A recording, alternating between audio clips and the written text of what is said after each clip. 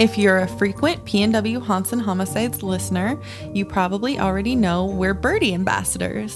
We wanted to take a quick moment to tell you a little bit more about this awesome product. Birdie is the modern personal safety alarm made for women by women. In a situation where you feel threatened or unsafe, you can simply activate Birdie's loud siren and flashing light to create a diversion. Birdie is perfect to carry anytime because the device is lightweight and comes in a variety of colors. So important. Use our ambassador link and coupon code PNW Haunts and Homicides to receive 10% off your purchase. Like our social media handles, the coupon code is all spelled out, no special characters. You can find the link and promo code in our show notes or PNW Haunts and Homicides link tree. Have a safe-ass day.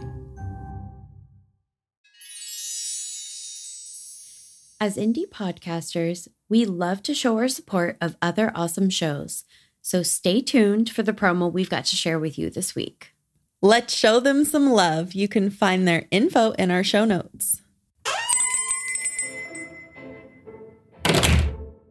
Ooh, I've been dying to try this place. Oh my God, me too. I've heard such good things about it. Welcome to the Crime Diner. I'm Cindy. I'll be cooking for you this evening. Here are your menus. Ooh, what are you thinking about getting? I don't know, murder with a side of cannibalism. What about you? Ooh, that sounds good. I'm torn between historical mayhem and the social injustice, maybe? Oh. I just want to let you know that each episode comes with dinner, dessert, and a specialty drink chosen by yours truly. Wine Dine and Storytime has had a makeover, and we invite you to slide into the booth with us at the Crime Diner, where each week we will discuss a crime over dinner, drinks, and dessert. See you there. You guys, we're back. And don't worry, we did get more wine. Well, of course.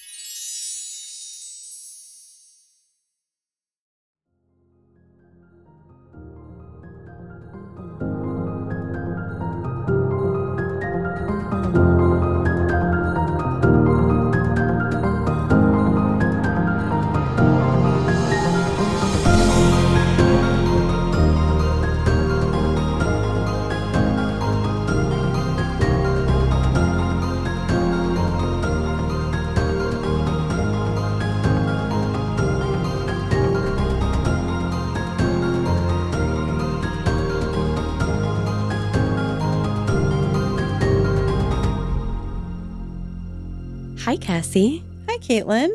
Hi, mysterious third person in on the Zoom call. Hey, Kathy and Caitlin. We have a very special collaboration coming at your ear holes. We have Missing in the PNW. Hey, it's Carmita. Oh, I love that. Yay. What do you guys have for me today? I'm kind of worried. You guys are ganging up on me. Yeah. I feel like it's not fair. Yeah, I didn't really think about it, but we sort of are. Yeah. Okay, well, I'll be here. Yeah. Before we get into it, I will go through just really quick kind of how we're going to work it with the collaboration so that everybody knows where they need to go and how it's going to work, because we are going to be dropping pieces of our collaboration between the two feeds. And we always release on Tuesdays, unless it's like a special bonus or, something like that. And Carmitha actually releases on Wednesday. So you're going to have to wait probably a whole ass 24 hours before you can get the tarot reading and kind of the second half of what we worked on. So, but it'll be worth it. It'll be worth it. Yeah. So, and then we'll obviously link in our show notes so that you're going to know where to go. I think we've connected on all of the things now. So I'll be able to link to you in the socials so they can come and find your Facebook page and Same. hang out with you there on the socials. Oh, goodness. Cassie is going to have a really rough time today, but Okay. I'm ready. Let's go. Hit me. Are you? Are you ready? I'm prepared. Okay. She said without a hope. I'm going to hold my ghost crystal. I would if I were you. Since I'm not you, I'm going to get started. This is a case that probably just about everyone in the Pacific Northwest has heard of. It's been given an absolute insane amount of news coverage, which is usually why this would be a pass for us. I just think that, some of them, it's still really interesting to hear the story, but I like to talk about some cases that maybe we haven't heard of so that, on the outside chance that we can be, even mildly educational. This one's definitely been covered a lot of times. Oh, yeah. Over and over and over and over and over. I didn't even live in the state when it happened, and I heard about it. Yeah, it was it was national. It might have even been international. So, yeah. We're not just being snobby hipsters, though, that want to claim to have known of the band when insert pretentious phrase here. We knew them when they were still playing at the ba-da-ba-da. Anywho. Just like that. Yeah, just like that. It's just that oftentimes in those instances, as indie podcasters, we're not sure if we can add value to the true crime community by covering them, number one. And I'm not an investigative journalist. I don't have 16, 18 hours every day, 7 days a week to be keeping up to date on some of these type of cases. So Yet. Yeah. However, the tugging of my heartstrings is a hell of a motivator because regardless of being covered repeatedly, this case and therefore the family still have no answers. Spoiler. No, I don't want to do this one. I mean, they could. They just can't prove it. Yeah. Oh, I that's do even think it's one worse. of those. On June 4th of 2010, 7-year-old Kyron disappeared from Skyline Elementary School in Portland, Oregon. That morning, he was reportedly dropped off with his science fair project by stepmother Terry Horman. Though he was reported absent from his very first class that morning, the family was not made aware until after he did not arrive home after school. So we have missed a huge portion of that critical window with a child disappearance. Yeah. So not great. Now, before anyone is immediately up in arms, we'll talk about some of the details surrounding his attendance that might provide some explanation. Whether it will assuage or simply raise more burning questions is another matter entirely, because I think it's the latter for me.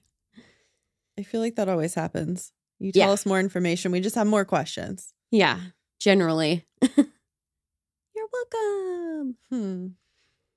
Now, for a bit of context about this investigation, just Google largest criminal investigation in Oregon's history. Literally. Because the combined effort of local and state law enforcement, along with the FBI, makes this one a top hit in the search results, along with Dayton Leroy Rogers, which Cassie, you'll remember he was the Malala Forest killer. Right. Who we've talked about in a previous episode, and the Raj Nishis, which is a wild case, and it's possible we could get to that at some point. It's one of the cases in the true crime world that happened in our state that I'm like, that doesn't sound real. Yeah, no. And it's too weird. Yeah, it is. It's too weird. I don't think I've heard of it, so. Cassie. I mean, don't explain it to me now. I didn't until I looked it up. Literally, I Googled that and I see what she was talking about. And the very first one, I'm pretty sure, is a wiki of Kyron. Like, wow. That is insane. Okay, so you have to do it. Yeah, Carmitha she might have to come back for that one because apparently y'all don't know nothing. I would love to. We're going to start our own podcast without you. Oh. I'm kidding. Well, I don't know how to edit, so. That's why you have me. Yeah. Wait. Now I'm You're sweating. like, what's happening? Why did I invite a guest? What's happening? No, keep going. At the time of his disappearance, Kyron lived with father Kane Horman and stepmom Terry. The Horman household consisted of Terry, Kane, Kyron, a younger half-sister, and an older stepbrother. Now, Desiree is Kyron's biological mother and is very much in his life. So I only refer to her as his biological mother in this case to hopefully prevent any confusion given their custodial arrangements. So I think a lot of times when we say biological parent, it sort of has this connotation that it's maybe somebody who's not involved in the child's life. And that's certainly not the case here. So don't get the wrong idea. So it's not any sort of a passive-aggressive dig or anything like that. I just want to be perfectly clear because it does get confusing and I don't want to lead anyone astray because I'll be honest, it could happen pretty easily in this case. There's multiple people. Yeah. Multiple there's a lot of names. Yeah. Yeah, exactly. So here's the deal. Up until Kyron was around age 2, his parents co-parented in Portland and shared custody. Desiree began having health issues shortly after giving birth to Kyron. Kane and Terry became Kyron's primary caregivers during this time.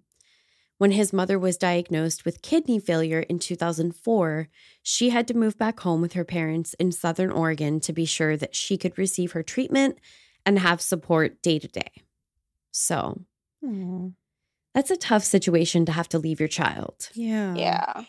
There's no way you're not just feeling you shouldn't feel guilty, but you know you're going to as a mom.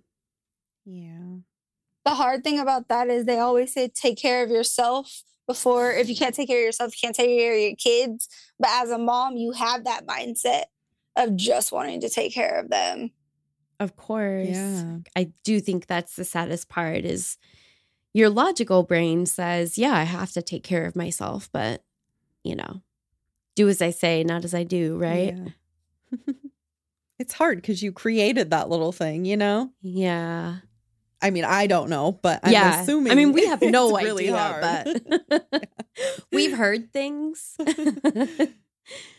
Kane took full custody at that point because that's what the situation required, not because Desiree's custody is revoked or anything like that, just to be clear.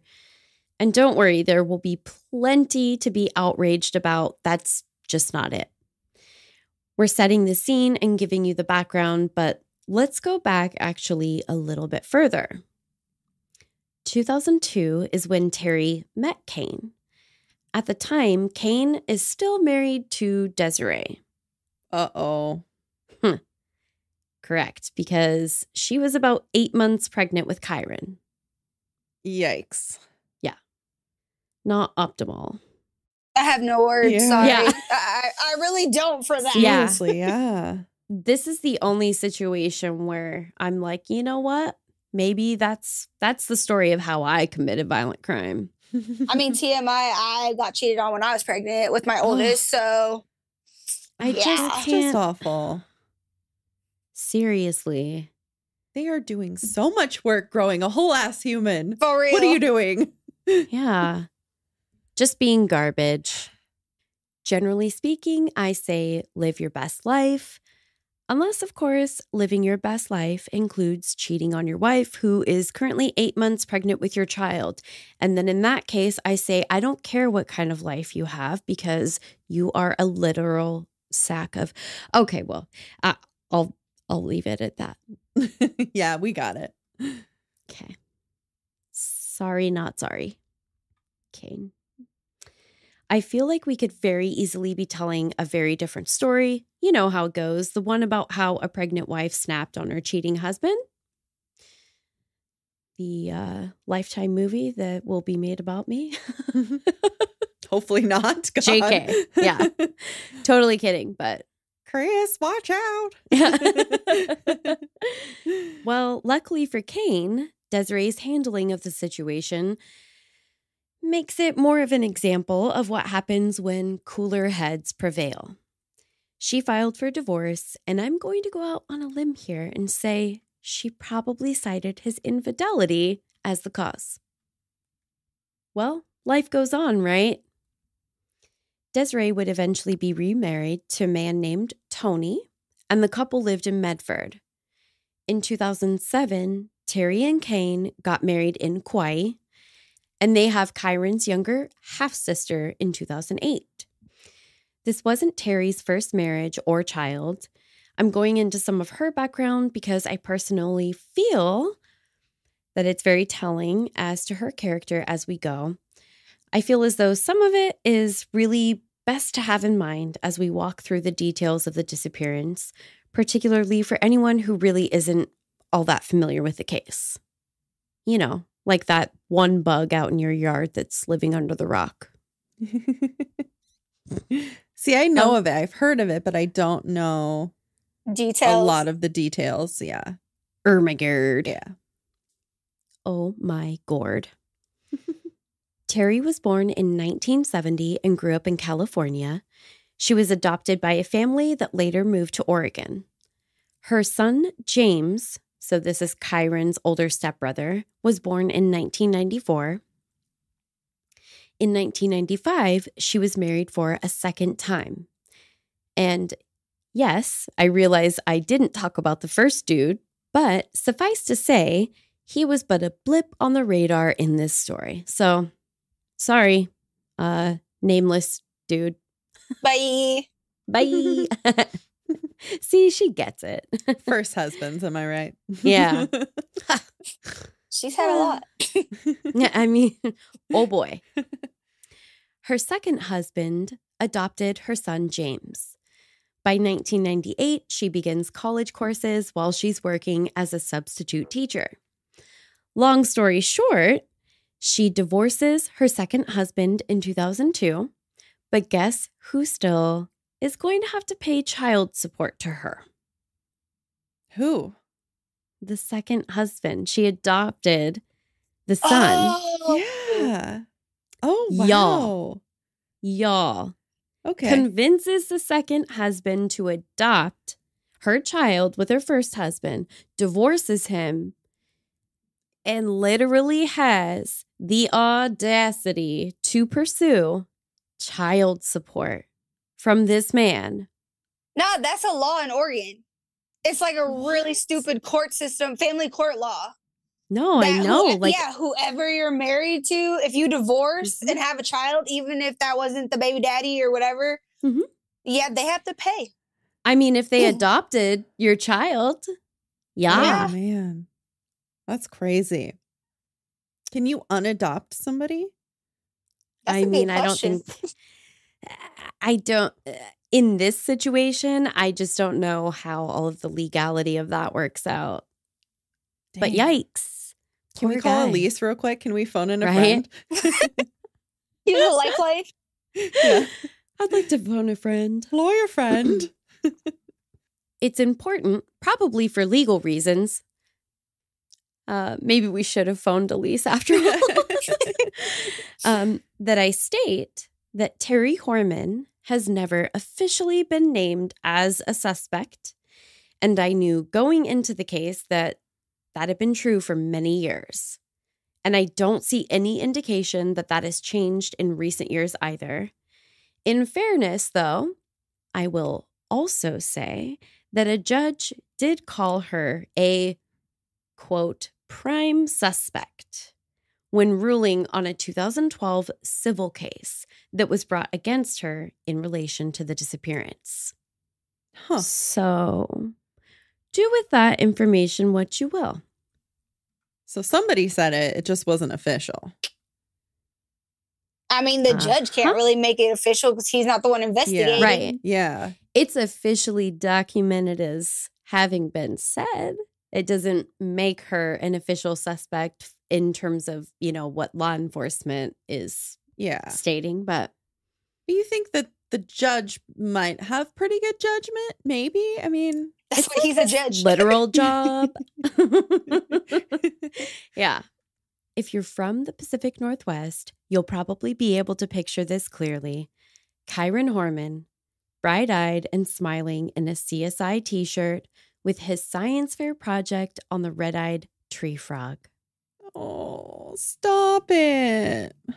That photo was taken the day that he went missing. So, kind of unusual. Like before he went to school? It was actually him on the campus. Oh, okay. Yeah. So this is where you not really like knowing the details of the case and all that. It's going to be really interesting now because you're going to be like, wait, what? Okay. And I quote, wait, what? What? The science fair started at 8 a.m. Early reporting on Kyron's disappearance indicated that there was a 9 a.m. sighting of him, but that was apparently later retracted. Kyron's homeroom teacher, Christina Porter, marked him absent, but nothing really sets off alarm bells as you might expect until much later in the day. So again, not ideal. Okay. Meanwhile, we know that Terry went to 2 different Fred Meyer stores. And if they don't have them where you live, these are pretty run-of-the-mill grocery stores. In other parts of the country, the same parent company owns Kroger grocery stores. So they generally have all the same items. So why you'd ever go to 2 different locations in one day is beyond me. I guess unless you were having some sort of weird contest about being caught on as much CCTV footage as possible in a given period of time. I've never heard of one. Weird game. But that's like a super niche scavenger hunt, I guess. Yeah. I don't know. Although, Carmitha, I had not heard kind of the theory that you read about. So Yeah. I didn't prepare you for this, but I was going to ask you to just jump in and share that because I think that's really interesting. I'm curious what people are going to say about this theory because I just don't know that I don't know. So, well, actually, now I'm looking at it, it's like it'll make sense when you start talking too because she did have an ear infection. So, so the theory that I have seen multiple times is that yes, it's weird that she went to 2 different Fred Meyer stores, but that's because she was trying to get antibiotics for her daughter. And one store pharmacy didn't have it, so she went to the other store. And that's, I mean, I can kind of see as a mom how that would make sense, but then it's just, yeah, you're right. It was a lot of CCTV footage in these 2 stores that you don't really actually know where she was. Yeah. The thing that really gets it for me is it's such a short window of time. And let's put it this way. We've talked about the pharmacy that I used to go to. Okay. Like, could probably gather up all the times we've talked about it and make that like a weird bonus episode. But have you ever like gone to pick up a prescription and it's out of stock and then you're able to go and pick it up at a neighboring location in under like 24 hours? There's just no way. I just don't buy it. Like if the prescription is out of stock at one location and you're able to pick it up at a totally different location in less than 90 minutes, I don't know, man. Well, I don't know. I can try to play devil's advocate to that because, like, I don't know if it's a legal thing, but working in healthcare, you can transfer prescriptions if it's the same store. So, like, the Fred Meyer should have, every single Fred Meyer in Oregon should have and be able to see that prescription in the system. So, I mean, they would call. Usually now, though, like if my daughter's med was out of stock, they call me and they're like, "Hey, Yeah. they don't have it at this store. Like they have it over here." So Yeah. Hmm. I'm just thinking from the perspective of, you know, they can transfer it quickly. That piece of it, like, I think that's smart too. And like knowing that about, you know, how healthcare and kind of the prescriptions and pharmacies work, like that's helpful. it was 2010, though. Yeah, right. Yeah, that's true. And I also think the slowdown and like why it would take longer is just because like they have to have an actual pharmacist prepare it. So that's where I'm like, I don't know. I'm still on the fence though. Like maybe that's questionable. Yeah. It is. Yeah. And I just learned about it. I was today years old when I Yeah. learned about it. So Well, should I probably was going to sleep on say, it. like, what if she went there for lettuce and they didn't have any lettuce, so she went to the other one? She must really wanted lettuce. Yeah, nobody wants lettuce that badly. What you if know you what? have to cook a dinner No. and they're out of something, but Well, it better not be lettuce, because if I was making a salad and they're out of lettuce, guess we ain't having a salad. it was just an You don't use example. kale or cabbage or spinach. I'm just saying, like, we all probably should eat a lot of greens, but if they're out, then so am I. I'm out. Maybe it was her favorite type of Cheeto. They didn't have it. Yeah. Now it's starting to sound more feasible. Okay. That's a relatable example. Okay. My energy drinks. Yeah, My right. energy drinks are only at certain stores. Oh, See. man. All that said, between 10:10 and 11:39 a.m., Terry's whereabouts are unconfirmed. So that's like an hour and a half window. She claimed to be driving rural roads. Rural. Rural. I hate saying that word too. I hate it. She claimed to be driving rural roads, trying to soothe her daughter who had an ear infection during that time window. And I thought the driving thing was for making them fall asleep, but what do I know? Carmitha, thoughts? I mean, yeah, it's very like wide known. I guess you can call it an old wives' tale, but yeah, you drive around the car and it like soothes the baby. I don't know. I mean, I think if she would have said to soothe her daughter to go to sleep, like I can see Yeah. how a kid's sick. Like if my kids are sick or whatever, they fall asleep and driving around, they always fall asleep in the car, especially my 5-year-old.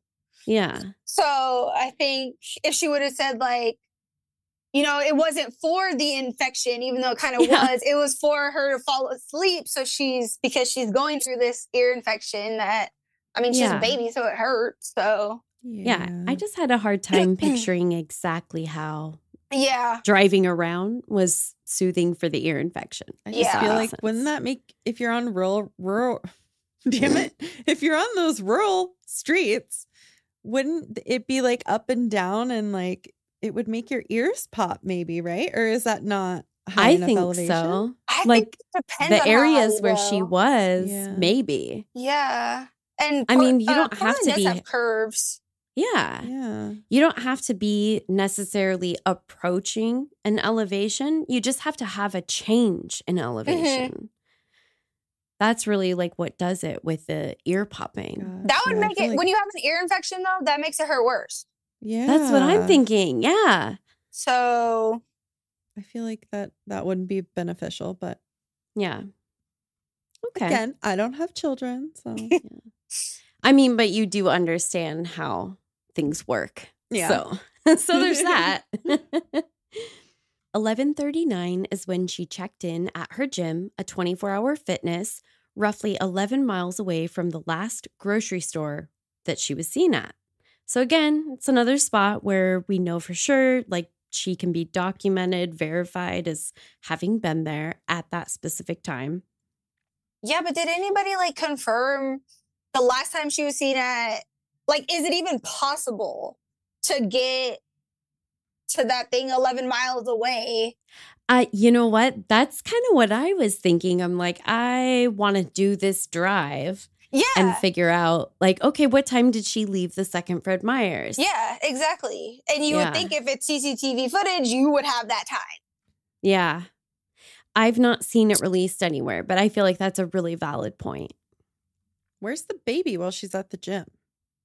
So Daycare, she actually, yeah, With an ear infection? right? That Right? is a really good point, and a lot of people talk about that. Okay. Yeah, she just Yeah. takes her to the daycare inside of the gym, Okay. like But not also even her that own ear- daycare. Exactly. And that ear infection is one of her excuses of why she leaves the gym. Mm-hmm. Okay. Yeah, I just feel like not. She wants to like use mom excuses, Mhm. right? But she's not momming it, like not Yeah. momming the momness, you know? Yeah. Like you would think maybe your baby would want to go to like a family member or something where they're more comfortable and they can sleep and Or just not like like some random home. strangers. Yeah. just take your child home Yeah. and like take if you care of her. really need to go to the gym, give it to Yeah. like the grandma or something. Yeah. I'm with you. I felt like that was really shady. Yeah. Huh.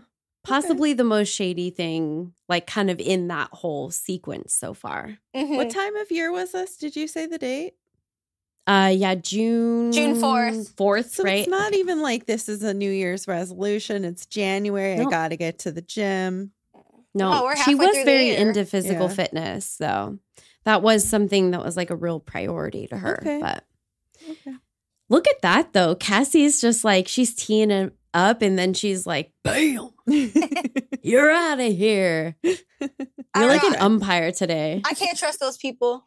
Yeah. When they're Right. all into physical fitness, I can't trust you. Something's wrong with you. You're staying honest about your gym routine, but what else you got that you're lying about? Am I right? So what you're saying though is it could have been lettuce at the store. Mother of pearl. Yeah, could have been. Probably was. This trifling, gym going, lettuce eating Waltman. Oh boy. Around 12:45 or 1 o'clock, somewhere in that window, she logged into Facebook after arriving back at home, which was apparently fairly typical for her day-to-day activity. So nothing weird about that. We just kind of have specific times because it's online. At 1:21, she posts the now infamous photo of Kyron from the science fair. Aw. Again, apparently this was not unusual, but it is a bit haunting in hindsight. Yeah.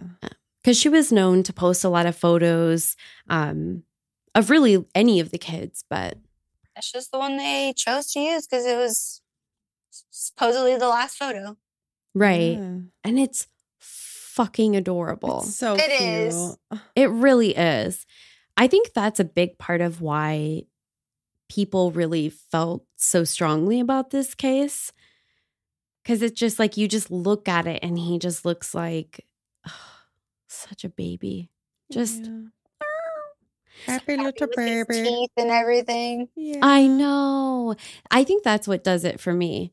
And then he looks a lot like my brother at that age in that photo. Aw. Yeah. That freaks me the actual fuck out. Yeah. Oh. So that's where I come in on that issue. Just reminds me of my brother. So Mm. at 3:30, Kane, who had been working from home that day, and Terry walked to Kyron's bus stop. The bus driver told them that Kyron had not boarded the bus and suggested they call the school. The school secretary, Susan Hall, informed them that he had been marked absent for the day. No one called the parents about Kyron's absence because Terry had stated he had a medical or dental appointment. She claimed to have mixed up the dates. A lot was made about the school being partly responsible for Kyron not being reported missing sooner. And here's my take. I know my high school sent out automated messages, also Cassie's high school. I was just Same being one, really yeah. possessive of our high school there for a second. It's fine. I don't want it. You can have it. I feel like not even just high school, like all like through Yeah. elementary school and everything, they would call. Mm-hmm. But I feel like the thing about the automated messages is that I don't think that parents could really count on those being perfectly timely in every case, you know? Like I think just generally went out. It's like automated, like a robo email. Yeah. You know? Yes. Yeah, And there's then- something that they do because I've gotten those calls like Yeah. when I knew my kids were dropped off late, but if you're not marked, if you're not marked in class at a certain Mhm. time, that automatically goes to the office. Even if you show up after that, so they could possibly still mark you absent when you're really there. Yeah. I mean, the other thing that is a consideration for me, because I know that's kind of a common thing now where, you know, we're going to call the parents, we're going to notify the parents in some form or fashion when their kid is absent, right? I know that's a typical thing now, but ultimately with budget cuts, increased class sizes, and all of the staffing shortages, I'm just not sure that most parents would be reasonable in holding like too high of an expectation about receiving a call for like any and every absence. Like you said, I mean, there can be mistakes where they just show up late and then they're still being shown as absent all day or Yeah. I mean, Yeah, I've had that happen. Like my bonus son in middle school, it was like I know he was late. He didn't get dropped off to like 9:30 or 10. And then I know they have an automated thing at like 11 that goes out and it's a call and it's weird too. It's like your child, blah, blah, blah, has been marked absent for school. Like it's very robotic. Yeah. they're It's very like, creepy. Okay. Is this Skynet? I just think that's especially true given what seems like could be an obvious attempt on Terry's part to cause confusion about Kyron's attendance.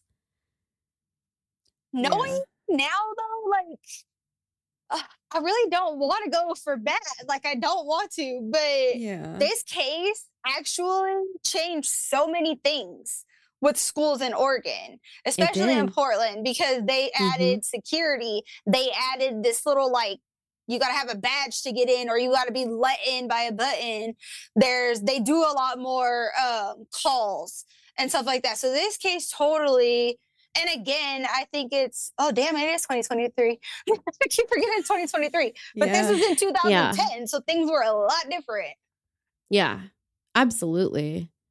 The school secretary placed a call to 911 to report Kyron's disappearance at 3:46 p.m. So this is kind of a weird little detail just because obviously you've got a phone if you're on the phone with your kid's school, right? And Terry is reported to have said, you know, basically asked the secretary, can you call 911 to report him missing? What?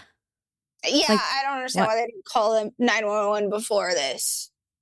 Was there a reason like she had to stay on the phone with the school or did he not have another phone? Like, really good questions. Not a lot of answers on that. I could understand maybe you're not thinking clearly if you're panicking and you're just like, somebody call 911. You know what I mean? Yeah. I mean, if this was the only detail that didn't quite add up, Yeah. maybe. So they weren't at the school. Like No. Terry and Kane were at the school. They called the school Mm-hmm. because I thought at some point they did go to the school. They do show up, I believe, somewhere at the school, but I believe it's like as part of the search. Gotcha. Yeah. I don't know that I have as like a specific timestamp for that as we go on, Yeah. but I don't know, y'all. I'm just like very far past the point of giving. Well, they benefit of were the together doubt. Yeah. too. Like if Yeah. he called and they were together at the bus stop, he's there. He could have, when she's freaking out, he could have called. Mm-hmm. Right?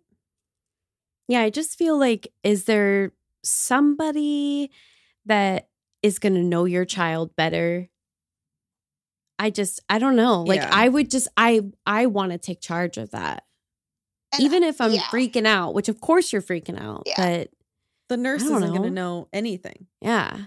Well, yeah. And then it's not uncommon or whatever to have multiple 911 calls come in for something. Mm-hmm. Hmm. Yeah. I don't know if it's very common to have multiple 911 calls like when you're reporting someone missing, but that happens with a ton of different crimes and like, Mhm. you know.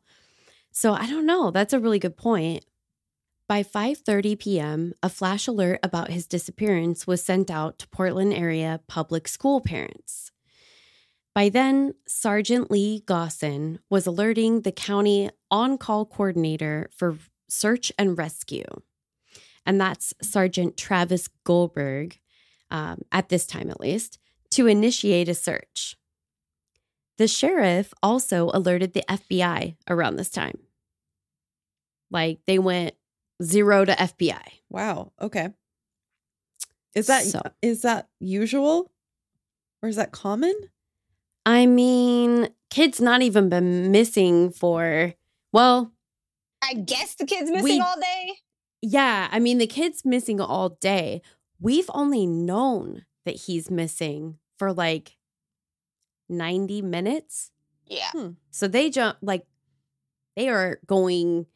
not driving 120 on the Autobahn. They are on Elon's rocket. I often wondered too about did they take, because for me, I mean, not even 2 hours, there was an alert that went out to the news. So is that because, I mean, one, honestly, is that because he was white? Or is that because the school called 911? Like, if the parents would have called 911, maybe, I mean, because nobody told them they have to wait 24 hours to report someone missing. Mm-hmm. So, I mean, I guess that's where you can kind of play devil's advocate a little bit, that like maybe this was taken so much more seriously because the school it call? was like a call placed on behalf of the school. I mean, the whiteness being a factor, you're getting zero argument from like 90% of people, I would assume. Like, that plays a part, I Yeah. feel like. Obviously. There's Yeah. a lot of evidence Yeah. that it does. Because, I mean, I've never heard of this Yeah. happening. And, you know, I just. Well, the one episode I was just listening to of yours, it's a recent one. Oh my gosh, I can't remember the little boy's name. It's the little boy with the hair, Lucian. Oh, yeah, Lucian. Yeah. That was Yeah. so sad. Yeah, and that one was really I can see now that we know he's been found and everything, I can see how that could happen, but that's a whole other thing that I'm going to get into on my podcast is like they have a missing person alert for Indigenous and it's supposed to be similar to an Amber Alert, but it's like Mhm. the qualifications for it are ridiculous. And I think I talked about that in my what happened in what's going on in Yakima episode. The qualifications for it is just, it makes no sense. And actually, speaking of Amber Alerts, do we know if an Amber Alert was put out for Kyron? I the probably flash have alert? that here in my notes if I found a record of it. I'm not sure. I can't remember off the top of my head. I think maybe the flash alert on the news channels could have been like even possibly better than the Amber Alert, if you think about it. Search teams arrived at Skyline Elementary just after 8 p.m. Kyron's photo was sent out to local news outlets, and then at 8:25, searches began. So again, this is just one of those things where it's kind of early days of like Facebook being. I think MySpace went away in like 2009. So Yeah, Facebook I mean, 2010, 2011, 2012, I feel like gained a lot of popularity. yeah, it's the first time that we're seeing in, maybe disappearances and other types of crime, just average people that are actually using Facebook, and it's like kind of integrated in their lives. And we know what Terry's social media habits were. I mean, there's not a lot of cases. This is kind of the dividing line, right? Like in this era, prior to 2010, probably we'd have no idea what your habits were online. A little bit different going forward. Yeah. Additional searchers with Mountain Wave Emergency Communications arrived at the school about an hour later to assist in the search efforts. So it's like, okay, one search party isn't enough. We got lots of people out here. We're going to call in more. Okay. By 10:40 p.m., the indoor search of school property was complete, and the Horman home had also been searched. So they've been searching all night long. Then at 10:44, 911 receives a tip from a caller indicating that the train tunnel near the elementary school should be searched, which is like immediately I have chills because what? Oh. But it's not as bad as you think it is, okay? The caller indicated that kids were often known to play down there, and they just thought like, hey, did anybody think about this? Like, I just want to make sure they know any surrounding areas that they should be checking out. Aw. So it was a good, I mean, I think that was kind of just like a good Samaritan thing. But immediately I was like, oh, great. So now they're going to go to this tunnel and find little Kyron, you know? Yeah. Not good. Day one of Kyron being missing came to a close without any answers. In the early hours of the following morning, Pacific Northwest Search and Rescue Group was called in to help as well. I think that it's probably nearly always a good call to get whatever additional assistance as well as fresh eyes as is available, especially after spending the whole night to no avail. But like, how many more search and rescue groups do we even have like in Portland? I mean, come on. Right. It's a lot. And it's one of those cases where it just makes you go like, great, if we could get just like a 10th of this on, you know, some of those ones where you insist that they're just a runaway, that'd be cool. Yeah. Yeah. Meanwhile, information regarding Kyron's disappearance is forwarded to the Associated Press and as far away as the UK. Wow. It's international in less than 24 hours. That's crazy. Which kind of makes me think, why do they do that? Like, did I they don't know. think he was going to get out of the country somehow? Right? Fast? Yeah, I mean, there's just certain things about how this case was handled where it does make you wonder what pieces of information, because you know there's always information that they're holding back. Yep. Kind of makes you wonder. HelpFindMyChild.net was creating a page for Kyron. So he's literally already got a webpage Wow. in another country. Later that same day, local police established an official tip line before holding a press conference at noon. So lots of goings on.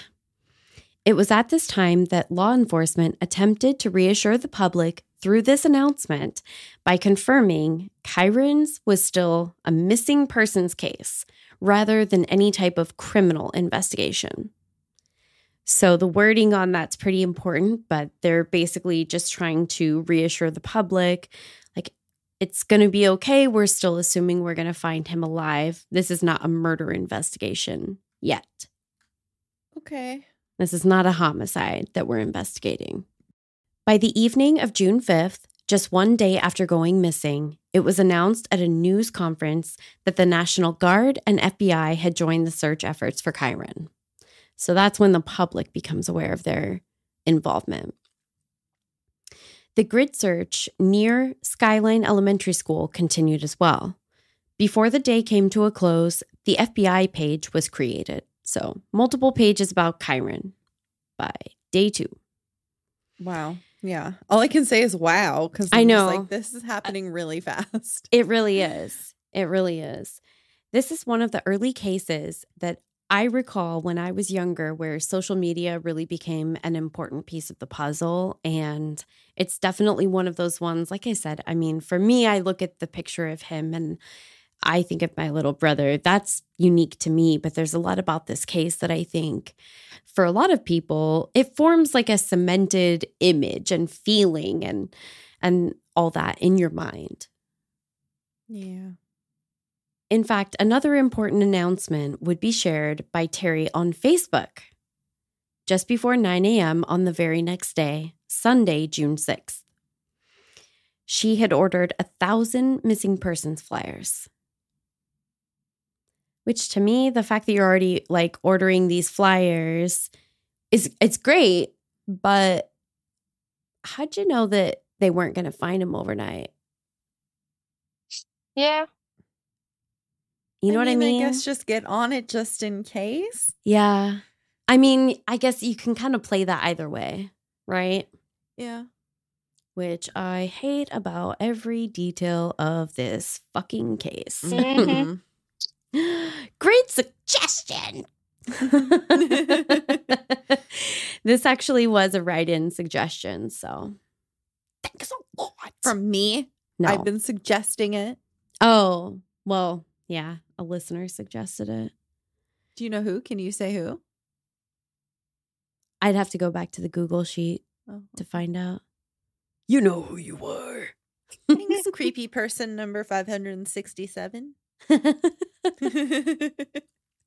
Meanwhile, the FBI was not fucking around because that's not what the F stands for. I mean, depends on who you ask, but whatever. Anyways, they brought in a Quantico profiler that morning as well. Shit. Yeah. I know. I was like, Spencer Reed? Right? What the hell is a Quantico profiler? So, have you ever seen Criminal Minds? Yes. It's one of those guys. Why the hell would that be needed? They do that a lot in the cases that the FBI becomes involved in.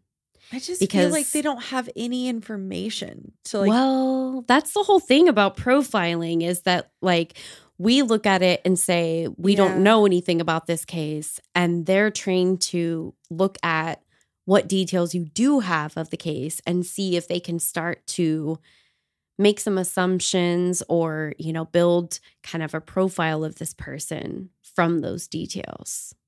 Okay. Statistically speaking, how well or how accurately that works. I'm sure it's just like the show where they're just like 100% spot on every time. They always get the guy right before the house explodes. Yeah. 50 detectives then tackled interviews with the teachers and students of Skyline Elementary. The flyers Terry had ordered were also quickly circulating. All 4 parents, both biological and step-parents, appeared in a news conference on the 6th as well.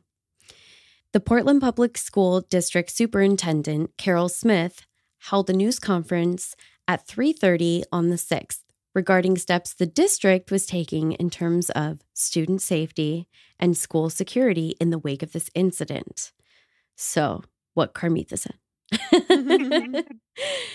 Sunday night, the sheriff escalated Kyron's case to a missing, endangered child.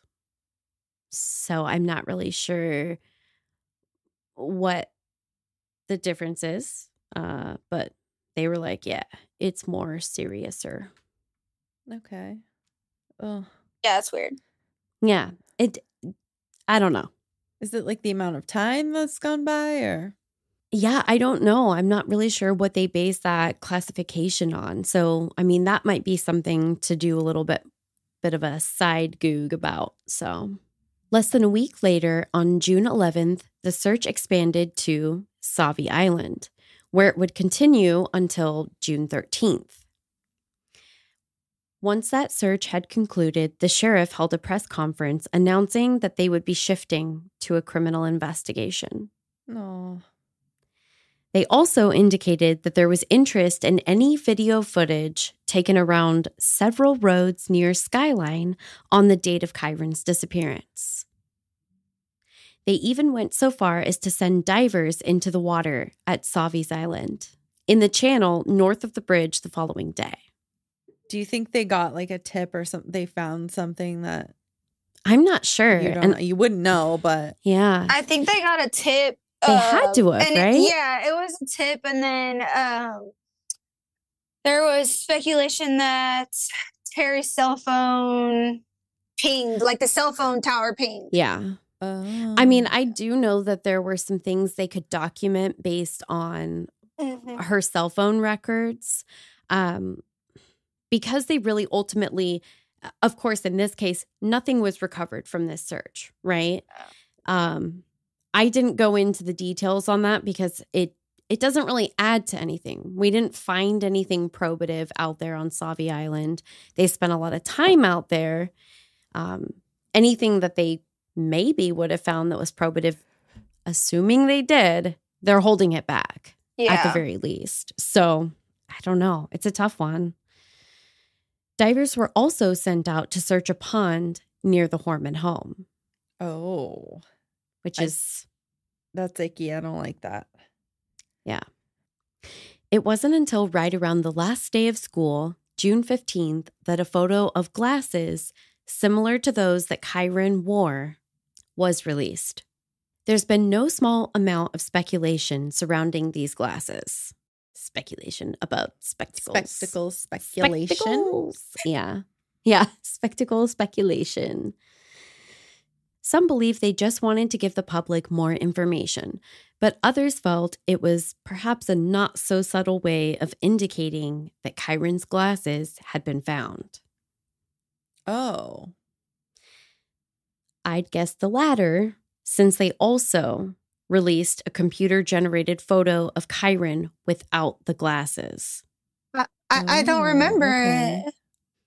Yeah, I think I remember seeing that It's one. pretty spooky.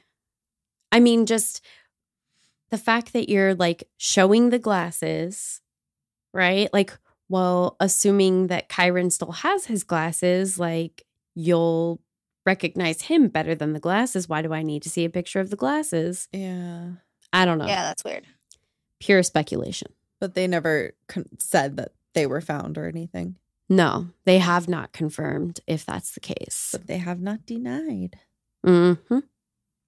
I mean, the one thing that you could argue is that, you know, they really wanted to make sure you had every possible recent detail, those types of things. I mean, except then there's the fact that they literally had a photo taken the actual day of his disappearance. So I think it's a relatively safe assumption that, like, you know, they're not going to say it, but they found the glasses. Oh. Because they have the most recent photo and he was wearing the glasses. So Yeah. I don't know. It's a tough one, though. I actually continued to dig if I could see any additional information about his glasses and whether they did actually confirm at some point whether, you know, maybe they were recovered and they didn't initially share with the public, but now we know that. No dice. So I don't know. If anybody happens to have more information on that, let us know. I mean, I couldn't find it. I went deep. Anyone from the FBI? Any detectives? Yeah. We were just kidding earlier about all of that stuff that was like, you know, less than glowing. It's like, just, you know, come chat with us here. I'm sure that'll totally happen. Also, on June the 15th, 30 billboards related to Kyron's disappearance went up throughout the Portland metro area and a vigil was held. 30 big ass billboards? Mm-hmm. That shit's expensive. Yeah. Like a couple grand, I think, to put a billboard up. I Times mean, that by back 30. then. Yeah. I mean, back then, I think it was a couple grand. I don't even know what it would be now, but Who paid for that?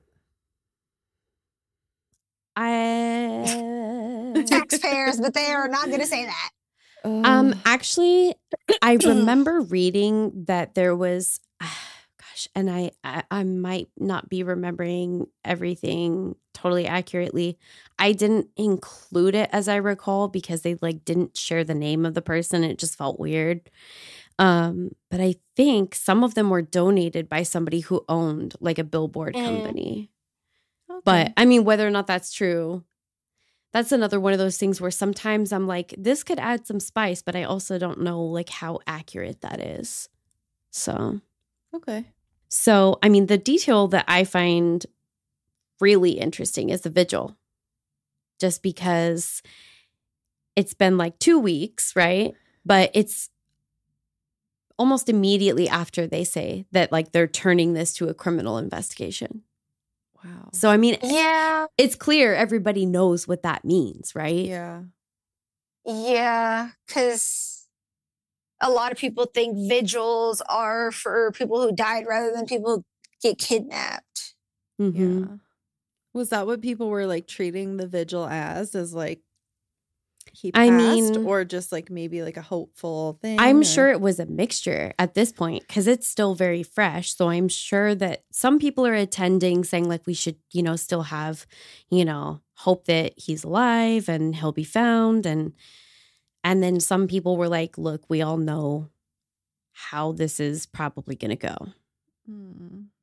Photos of a truck similar to the one that Terry had driven Kyron to school in were released alongside photos of Terry and Kyron on a flyer. But law enforcement insisted that was approved by the family and that it had not been intended to imply any guilt, only provide people with as much information about the case as possible in a very succinct manner. And if that was their true aim, it sure did backfire. I mean, at least in one respect. Because people started to really feel differently about Terry. Yeah. Why would they need to release her, what she looks like in her car? That's a real good question, Cassie. Why would they? Why would they release pictures of a truck that's not hers? I mean, it was the vehicle he was last seen in. I think it points to a shift in mentality about Terry's potential guilt. Wasn't the truck in Kane's name? Yeah, it's Kane's truck. Yeah. But like, just picture, it's like, this is the mom who like now all of a sudden, I mean, stepmom. It's the stepmom. Everybody's gonna like already be suspecting because when a kid goes missing, Yeah. it's Step parents. right. And then the truck, and you're like, yeah, that doesn't, it looks like basically like a wanted poster. Yeah. You know what I mean? Like, look for these all together, that type of thing. Exactly. Yeah. Huh. And that's what they meant to do, apparently. Okay. So maybe they know something we don't. A couple of weeks later, on Saturday, June 26th at 5:17 p.m., a 911 call initially classified as a threat call came in from the Horman home, which I would be interested to learn more about the classification of 911 calls. That's real interesting. At 11:39 p.m., a second call, classified as a custody issue call, was also made. This is the date that Kane took the couple's young daughter and moved out of the house. What? Mm-hmm. By June 28th, he had filed for divorce. No. Really? Mm-hmm. It gets worse. Oh, it does. Here's the thing, is this is another one of those situations where you could say, of course they're going to have issues. There is no greater stress that you could put on a marriage than like losing a child or having a child go missing. Yeah. But especially if you think your spouse was responsible. But like, yeah, and he took the daughter and she let him take her. So, I mean, 911 was called that second time and it was classified as a custody issue. So how much she let anybody do anything, I don't know. Yeah. Well, I think that's also too because it's not, they're married. So it's not like he kidnapped the baby. It's his kid. Yeah. I mean, you can, as a custodial parent, technically still kidnap your child, but that's neither, we won't even go there.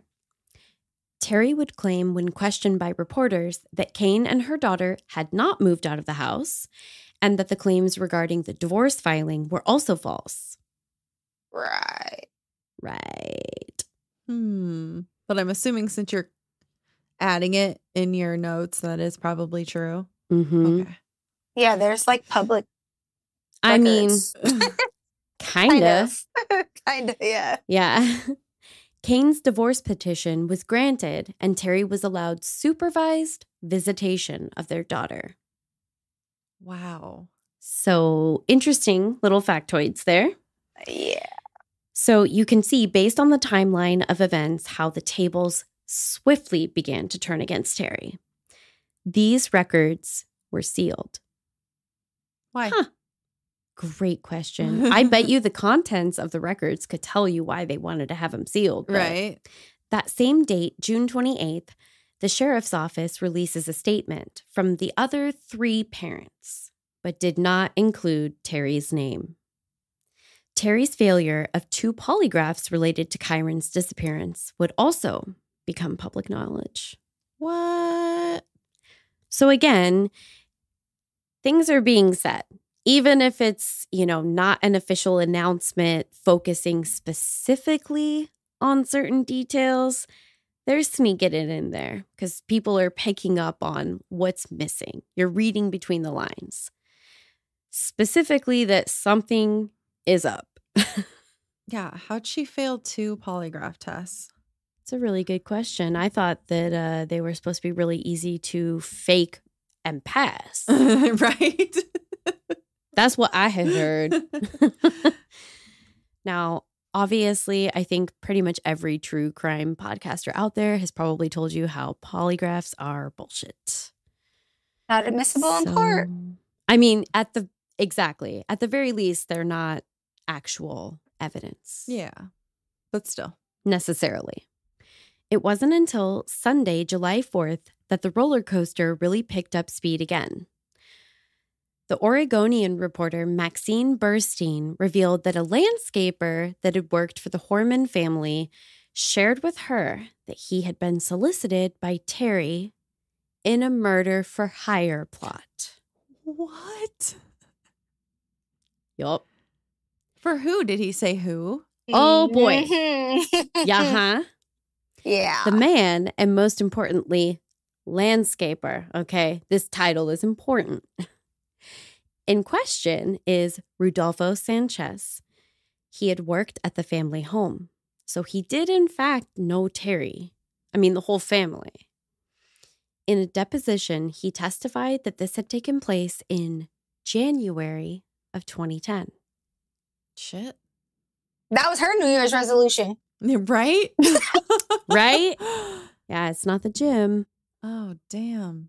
Investigators tried to get a recorded confession for this alleged crime, but they were unable to substantiate the story, and no legal action was taken against Terry. Okay. So, do you want to know who? Yeah. None other than Kane, of course. Right? Yeah. She's out here Nancy Brofian. God. She's got some balls to just walk up to her landscaper and be like, hey, want to kill somebody for me? Yeah. Who does Yeah. that? There could have I been don't- more to that. But I think that's speculation too.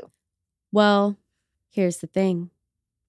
What's crazy is that this was not the only murder for hire plot Terry has been connected to over the years.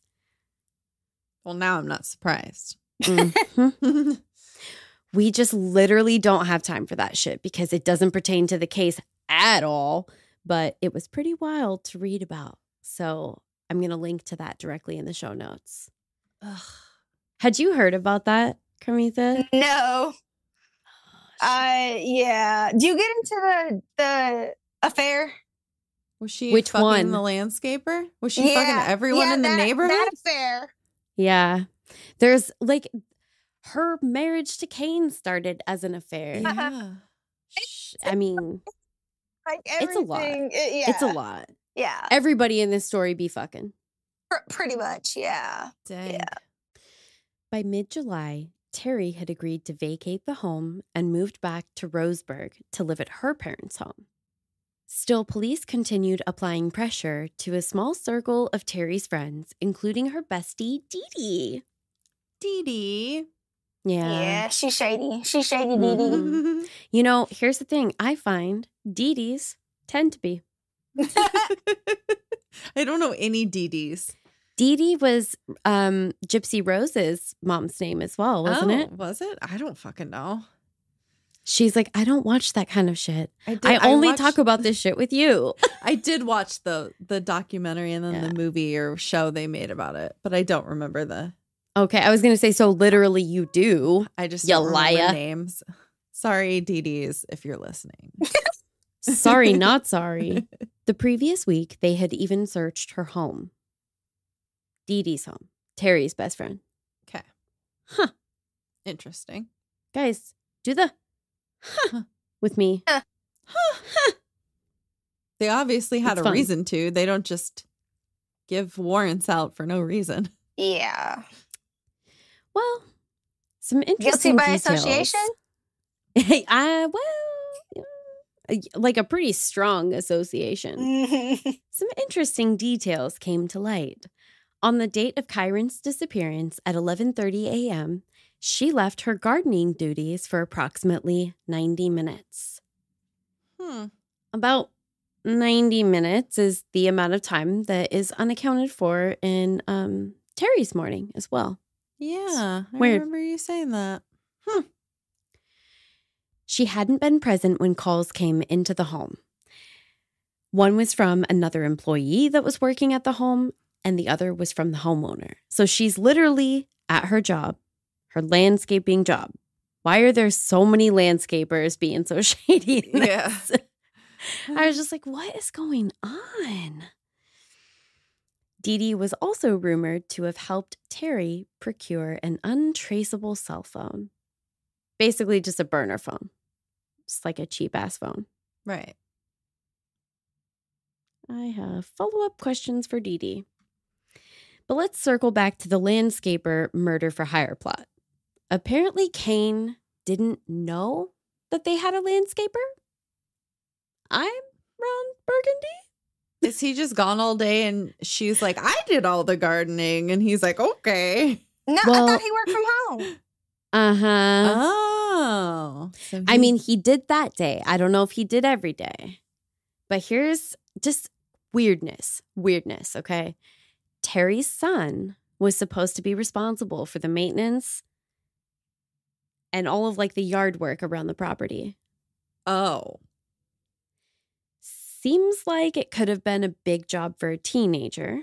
But at any rate, before he drifted too far from our minds, I wanted to be sure to tell y'all to put a pin in this whole landscaping debacle that seems to have materialized. Kane doesn't know that they have a landscaper. The landscaper is supposed to be Terry's son. Jesus Well, I Christ. heard they said that because they had like acres of property. Like, how is a teenage boy gonna take care of acres of property? Yeah. I don't know that it was like multiple acres. I think it may have been like a, like half acre lot. I don't remember if I made a note specifically of like the size of the property. I think regardless, that's kind of a lot to just ask of like, one teenage kid. But what do I know? Huh. Anyway, Terry's BFF Dee Dee was also questioned by a grand jury. Because it turns out I wasn't the only one with follow-up questions for Dee Dee. But oddly, she would plead the fifth fairly frequently in a way that honestly seems pretty suspicious. She does so even when they're super basic questions she should be able to respond to, like whether she or Terry had anything to do with Kyron's disappearance. She can't just say no. Right? You can't just say no. Girl, like pleading the fifth in that situation actually confirms your guilt. Oh my God. To me. Yeah. Yeah. Not a doctor, not a lawyer, but Did she have a lawyer like I telling don't- her what? You can't I just don't say know. that. I don't know who is advising someone to plead the fifth in that We know instance. Terry gets a lawyer, but I don't know about Terry Dee Dee. does. Yeah. Dee Dee, are you okay?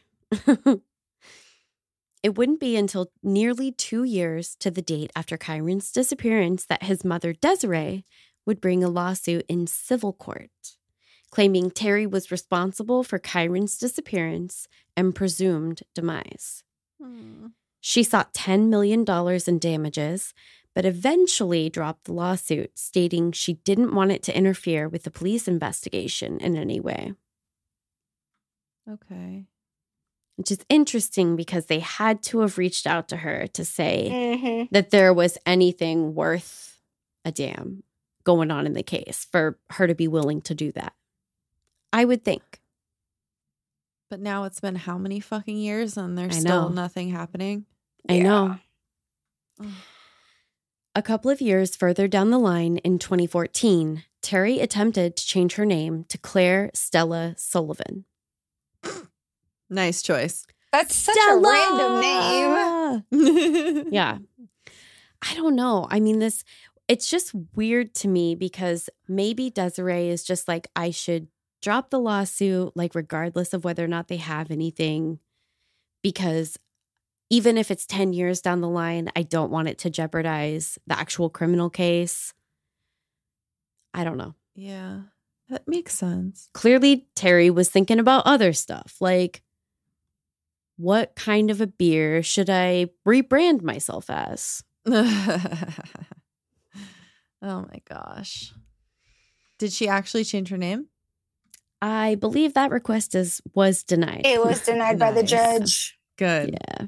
That was months prior to Terry finding work in an assisted living facility in December of 2014, which seems like a great job opportunity for someone who may have been involved in the disappearance of a child. Right. Put her in charge of vulnerable people, like the elderly. Yeah. I don't like that. Cool. She quit in 2015, and then there was more drama with the people claiming to be adults in Kyron's life. So to be clear, we're just dragging Terry on that account right now. Anyway, in August 2015, Terry is charged with the theft of her male roommate's gun.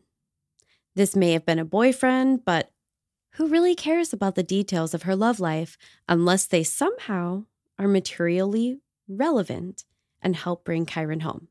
Am I right? Right. Literally couldn't care I less. mean, hopefully she doesn't do a murder plot for Murder him. for- So, Yeah, right. She was going by Terry Moulton at this time. Moulton is like, I can't. Like lava? I think of like Yeah. molting, like Oh. like animals that molt. Gross. Anywho, she had previously moved away from Portland by this time, and this man has stated he was unaware of her proximity to the sketchy situation around Kyron's disappearance. Oh, you mean she didn't tell him? right. I know, She weird, didn't see right? anything? I don't know. Yeah, how did Weird. you not? Yeah. There's people in the UK creating websites, but, he just missed that memo. I mean, I guess I don't know what she looks like, so Yeah. you could miss I mean, it. in the 2010 to the 2015, Yeah. those years, there was not a lot of people that did not know what this woman looked like. Yeah. I will say that. She's not pretty. Also, I would say that too. But Carmitha beat me to it. You clever girl. I was like, damn it. And now I'm mad she said it first. Oh, my brain. You can't have all the fun. I know. Desiree and her many supporters hung flyers in the new area where Terry lived so that people in the community would be aware of her past. And also because she's a savage. And I love it. I love it. That's awesome. Terry failed to appear in court initially in connection to the gun theft because that is what makes it better. Like commit a crime and then don't even show up in court. That's what you should do. But eventually it was resolved in 2017. Again, I roll whatever, Terry. Kyron Horman was born September 9th of 2002 and has been missing since June 4th of 2010. It's an incredibly sad story, but what is wild is that there is a connection to a case of two other missing children. Remember Rodolfo? Landscaper. Allegedly of the Horman household. Okay. Well, that's actually why we've teamed up with Missing in the PNW, Oh. With- Carmitha, to tell you a bit more. Okay. Just remember, you guys, we're going to link in the show notes so that you can find Missing in the PNW, the lovely Carmitha's episode, the second half. These are like a combined deal. You got to go and check out both. Yes. And her half will have the tarot reading in it. So you definitely want to check it out. It was a really good one. Holy shit. Yeah. Because we're coming to you from the future. We already did it and we know. Yeah. Yeah. Have a creepy ass day.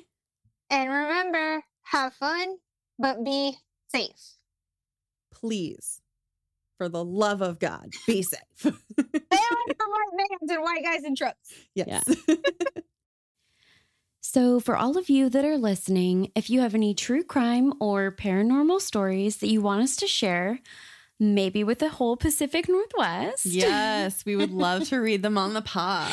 Yes, we will read them out loud. Not just in our heads. Yes. They don't have to be from the Pacific Northwest if you would like to share. Email us at pnwhauntsandhomicides@gmail.com. It's all spelled out, no special characters. Super duper easy peasy. Follow us on Instagram and Facebook. Same thing as the email at PNW Haunts and Homicides, all spelled out, no special characters. Please also rate and review us on whatever platform you're listening to, and check out our stories on social media because our meme game is hot. Agreed. And if you agree, like Caitlin, you can also find us on Patreon and support the show. Bitchin'.